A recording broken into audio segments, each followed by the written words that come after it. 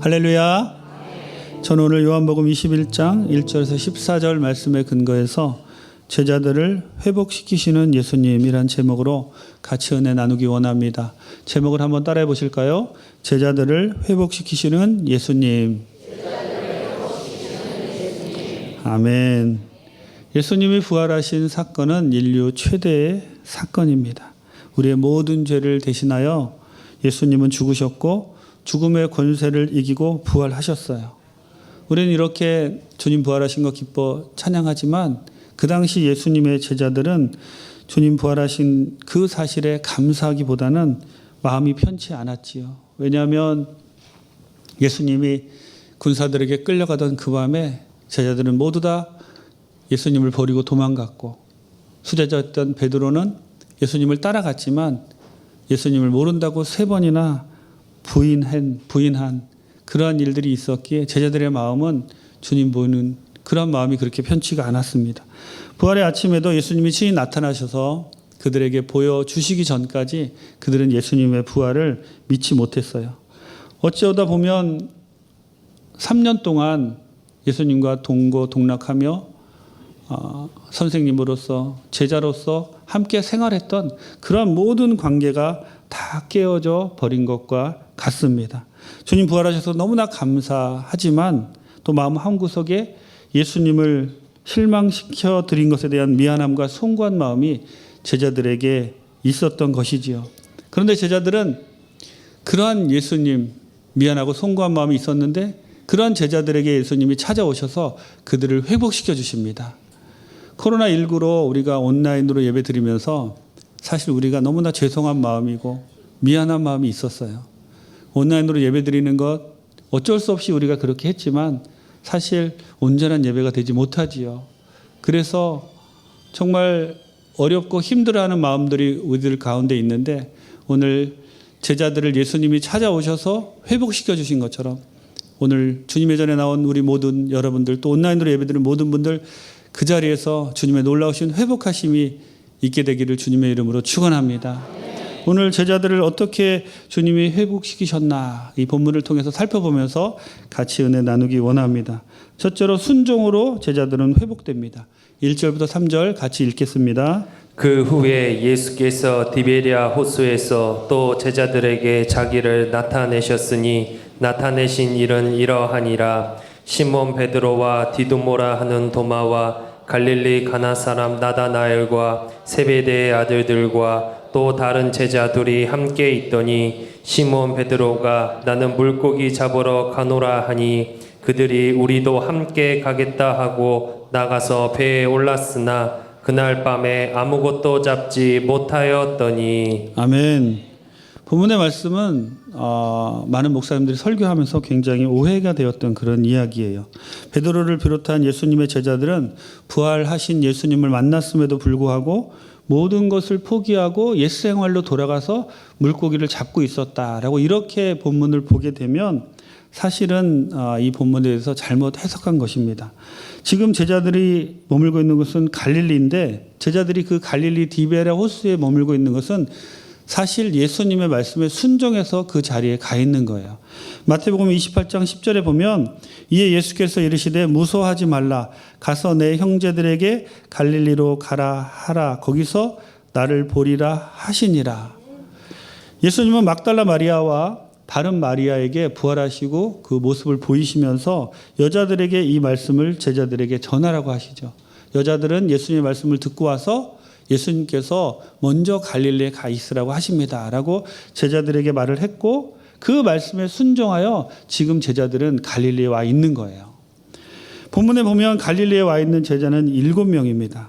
다른 제자들 가룟 유다는 예수님을 팔았던 것에 너무 후회하여서 스스로 자살을 하였고 다른 11명의 제자가 있어야 되는데 지금 말씀에 순종해서 와 있는 제자는 7이고 다른 4명의 제자는 어디 있는지 알지 못합니다.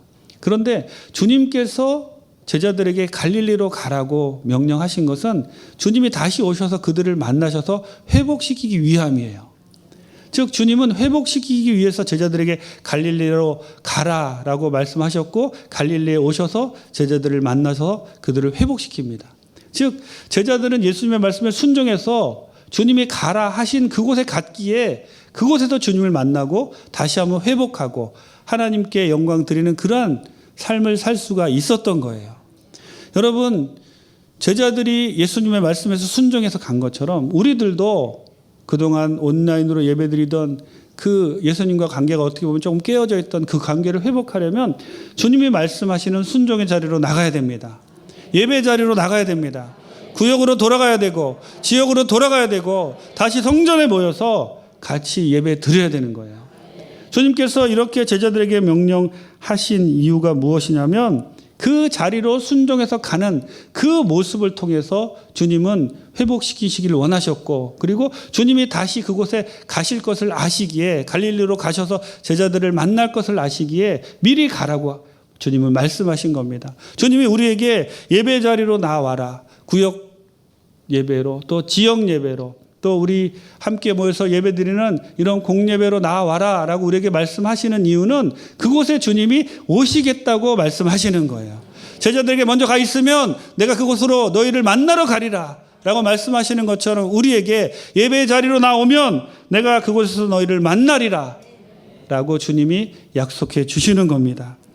여러분, 우리는 이 세상을 살아가면서 사실 여러 가지 갈등 또 주님의 뜻을 따르지 못하는 그런 미안한 마음들이 주님께 있습니다. 마치 제자들이 주님을 다 버리고 도망갔던 그런 마음이 그 제자들에게 있었던 것처럼 하지만 우리 주님은 너무나 좋으신 분이기에 우리를 찾아오시고 제자들을 회복하신 것처럼 우리를 회복해 하실 줄 믿습니다.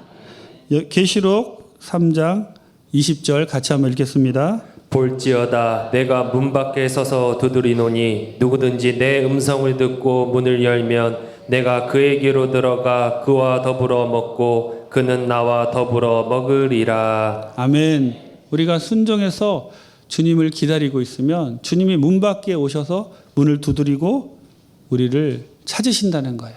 그럼 우리는 문을 열고 주님을 맞아들이면 주님과 함께 먹고 그리고 주님과 함께 예배하고 주님을 경배하는 귀한 그런 삶으로 다시 돌아갈 줄 믿습니다. 둘째로 예수님은 제자들의 소명을 회복시키십니다. 3절에서 6절 같이 읽겠습니다. 시몬 베드로가 나는 물고기 잡으러 가노라 하니 그들이 우리도 함께 가겠다 하고 나가서 배에 올랐으나 그날 밤에 아무것도 잡지 못하였더니 날이 새어갈 때에 예수께서 바닷가에 서셨으나 제자들이 예수이신 줄 알지 못하는지라. 예수께서 이르시되 얘들아 너희에게 고기가 있느냐 대답하되 없나이다. 이르시되 그물을 배 오른편에 던지라 그리하면 잡으리라 하시니 이에 던졌더니 물고기가 많아 그물을 들 수 없더라. 아멘. 예수님은 제자들에게 갈릴리로 먼저 가라 라고 이렇게 말씀을 하시고 그곳에서 제자들을 회복시키시는데 어떻게 회복시키시냐면 처음 제자들을 만날 때 주셨던 그 기적을 동일하게 베푸심으로 말미암아 예수님을 배반하고 어려움 가운데 있던 그 제자들의 마음에 다시 한번 소명을 주시는 거예요. 본문의 말씀은 누가복음 5장 1절에서 6절에 나오는 상황과 거의 같은 상황인데요. 제자들을 처음 부르실 때 예수님은 이 밤새도록 물고기를 잡았으나 잡지 못하다가 예수님의 말씀에 의지해서 배 오른편에 그물을 던져서 그물이 찢어질 정도로 물고기를 많이 잡는 그러한 기적을 베푸셨어요. 특별히 이 표적은 베드로에게는 잊을 수 없는 그러한 일이었고 다른 제자들에게도 잊을 수 없는 그러한 사건이었지요. 밤새 아무것도 잡지 못하다가 예수님의 말씀대로 동일한 상황입니다. 요한복음 21장에 배 오른편에 그물을 던지니 그물을 들 수 없을 정도로 고기가 많이 잡혔고 이번에는 잡힌 물고기를 세어보니 153마리나 되었어요. 예수님은 누가복음에서 너무 많이 잡힌 고기에 놀라는 제자들 특히 베드로에게 이렇게 말씀하십니다. 이후로는 내가 사람을 취하리라. 그리고 다른 제자들에게는 마태복음에서 내가 너희를 사람을 낚는 어부가 되게 하리라 이렇게 말씀하세요. 사실 본문에 다시 한번 그런 말씀을 하시지는 않지만 예수님을 처음 만났던 그 순간에 그들이 보았던 그 기적을 동일하게 지금 다시 한번 그 기적이 베풀어지는 것을 보면서 그들은 내가 주님을 배반했는데 어떻게 다시 쓰임 받을 수 있을까? 어떻게 다른 사람들에게 복음을 전할 수 있을까? 하는 그 마음이 사라지고 다시 한번 주님께서 나에게 소명을 주시는구나. 내가 열심히 주님 말씀 따라서 이제 복음을 전하면 되겠구나. 이런 마음이 들었다는 겁니다. 여러분, 물고기를 이제 제자들이 예수님 말씀에 의지해서 많이 잡았지요. 그런데 그 전에 물고기가 한 마리도 잡히지 않았어요. 제자들은 정말 숙련된 어부들이었는데 그들이 누가복음에서도 그랬고 본문에서도 그렇고 물고기가 하나도 안 잡힌, 밤새도록 수고했을 때도 물고기가 안 잡히는 것은 하나님이 그렇게 잡히시지 않도록 했기 때문이에요. 여러분, 이 사실을 우리는 잘 기억해야 됩니다. 물고기가 안 잡힌 것도 기적이라는 거예요. 물고기가 안 잡힌 기적은 물고기를 많이 잡기 위한 기적을 위한 다른 기적의 예비하심이었습니다. 여러분, 우리가 살아가면서 코로나19로 정말 굉장히 어려운 가운데 지금 처한 분들이 계실 거예요. 그 어려운 가운데 처한 분들, 이 본문을 기억하시며 위로를 받으시기 바랍니다. 이 어려움도 나중에 주님이 주실 축복을 위한 다른 기적이라는 거예요. 다른 어려움이라는 거예요. 이 어려움이 지나가면 주님의 말씀에 순종해서 나가기만 하면 하나님께서 다시 한번 놀라운 기적으로 우리의 삶을 회복시켜 주실 줄 믿습니다.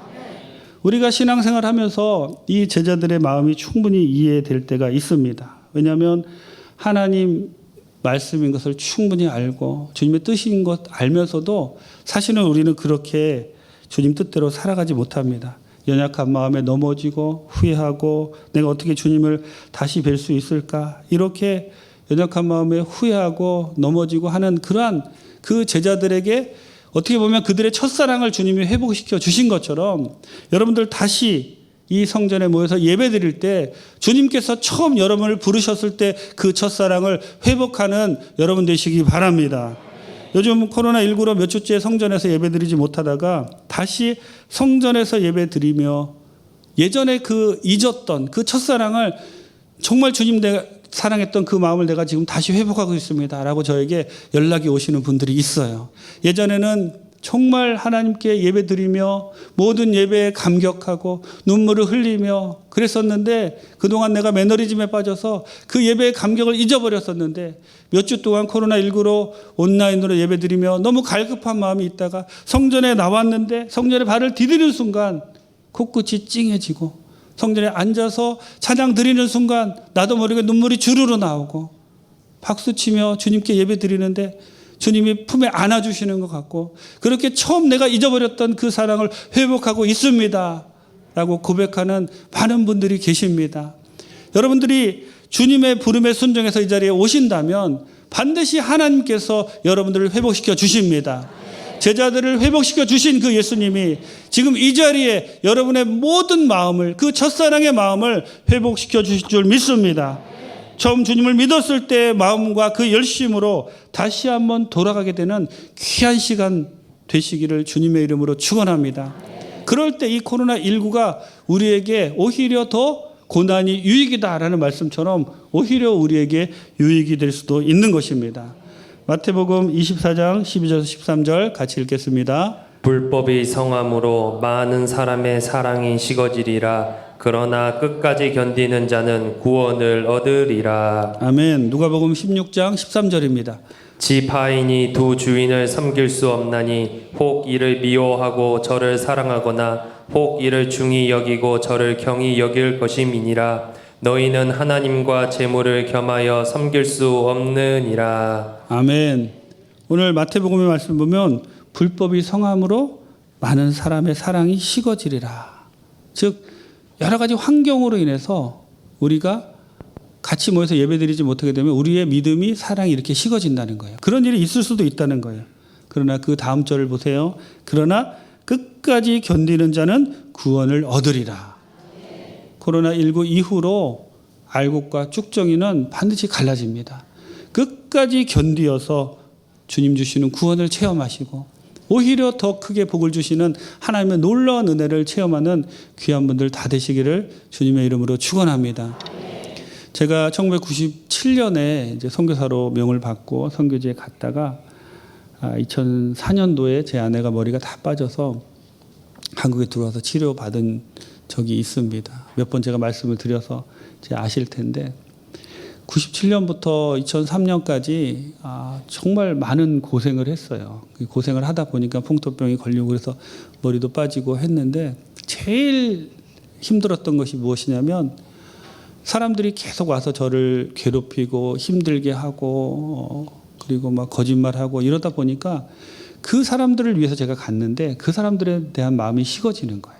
사람들이 미워지고 이반족들이 보기만 하면 꼴도 보기 싫고 막 그러니까 제 마음 가운데 사랑이 나가야 되는데 자꾸 독이 나가는 거예요. 그래서 이제 2004년도에 이제 어쩔 수 없이 들어와서 예배를 드리는데 멀리서 교회 십자가가 보이면 눈물이 나기 시작합니다. 와서 앉으면 사도신경으로 신앙 고백 드릴 때도 계속 눈물이 나고 찬양 드릴 때도 눈물이 나고 말씀 드릴 때도 눈물이 나고 그냥 눈물이 그치지 않고 나오는 거예요.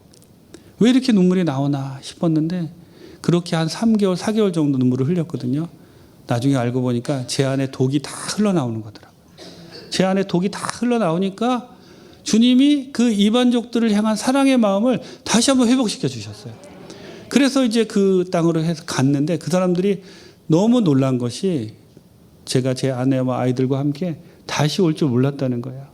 근데 다시 목사님이 오는 것을 보고 정말 우리는 이제 목사님과 같이 신앙생활을 하겠습니다 라고 고백했던 그 일이 생각이 납니다.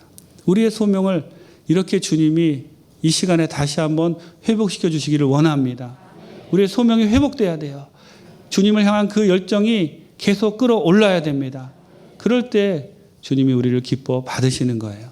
세 번째로 예수님은 섬김으로 제자들을 감동시키십니다. 9절부터 14절 같이 읽겠습니다. 육지에 올라보니 숯불이 있는데 그 위에 생선이 놓였고 떡도 있더라. 예수께서 이르시되 지금 잡은 생선을 좀 가져오라 하시니 시몬 베드로가 올라가서 그물을 육지에 끌어올리니 가득히 찬 큰 물고기가 153마리라. 이같이 많으나 그물이 찢어지지 아니하였더라. 예수께서 이르시되 와서 조반을 먹으라 하시니 제자들이 주님이신 줄 아는 고로 당신이 누구냐 감히 묻는 자가 없더라. 예수께서 가셔서 떡을 가져다가 그들에게 주시고 생선도 그와 같이 하시니라. 이것은 예수께서 죽은 자 가운데서 살아나신 후에 세 번째로 제자들에게 나타나신 것이라. 아멘. 예수님은 본인을 배반하고 다 도망갔던 그러한 제자들을 위해서 친히 아침을 준비하고 그들에게 먹이시지요. 최후의 만찬 때 제자들의 발을 씻기셔서 친히 모범을 보여주신 적은 있지만 이렇게 제자들의 식사를 대접하신 것은 아마 본문이 처음이자 마지막인 것 같아요. 제자들은 너무나 황송해서 아무 말도 못합니다. 예수님이 제자들에게 떡도 주시고 생선도 주셨다고 하는데 아마 제자들은 예수님이 주시는 음식을 먹으며 눈물을 흘렸을 거예요. 너무나 감사하고 너무나 죄송하고 너무나 황송한 마음, 그런 마음들이 생겼겠죠.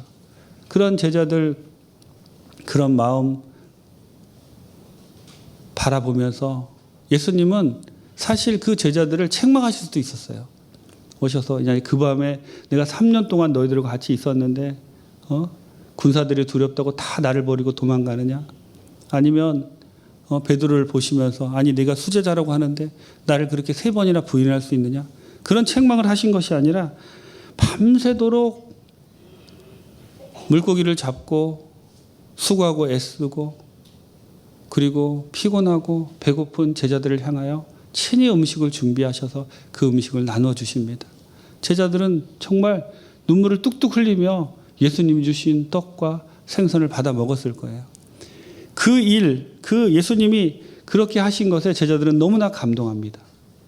그리고는 평생을 주님을 배반하지 않아요.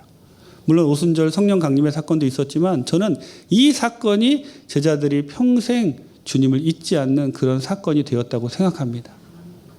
베드로는 십자가에 거꾸로 못 박혀 죽었고요. 도마는 인도에 가서 순교하고 많은 제자들이 다시는 주님을 배반하지 않고 끝까지 주님을 섬기다가 하늘나라로 올라갑니다.